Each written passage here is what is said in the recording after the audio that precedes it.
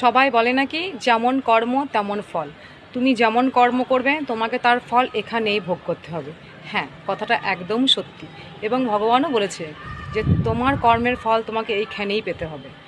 যেমন ধরো, কিছুদিন আগে আমার ভাইয়ের একটা ফেক মারা যাওয়ার ভিডিও একজন পোস্ট করে। সে হয়তো পোস্ট করেছিল তার কিছু সে সিম্প্যাথি পাওয়ার জন্য, সে তার ফ্যান ফলোয়ার্স বাড়ানোর জন্য, এরকম আনন্দ বিনোদনের জন্য পোস্টটা করেছিল।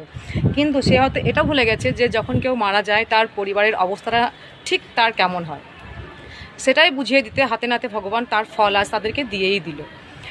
আর হ্যাঁ, আর একটা কথা বলি যে আমার ভাই যে মারা গেছে, এই ভিডিওটা যে করেছিলে তাদেরকে আমি বলতে চাই যে আমার ভাই তো একটা অত বড় দেশের কাজ করে। হ্যাঁ, তো সে যদি কখনো মারাও যায় সেটা মারা বলবে না, বলবে সে শহীদ হয়েছে দেশের জন্য।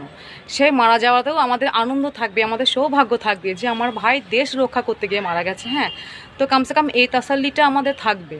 তো তোমাদের সাথে যেগুলো হচ্ছে সেগুলোকে তুমি কি বলবে? সেটা কি তোমাদের সৌভাগ্য হচ্ছে, না কোনো দেশের কাজের জন্য হচ্ছে?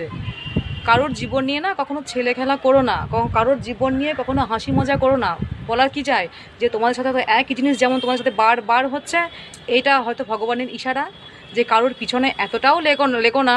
বিশেষ করে তাদের পিছনে তো লাগবেই না যারা তোমাদেরকে পছন্দই করে না, যারা তোমাদের সাথে পাঁচেই থাকে না, তাদের পিছনে লেগো না, কারণ তাদের অভিশাপ লেগে যায়।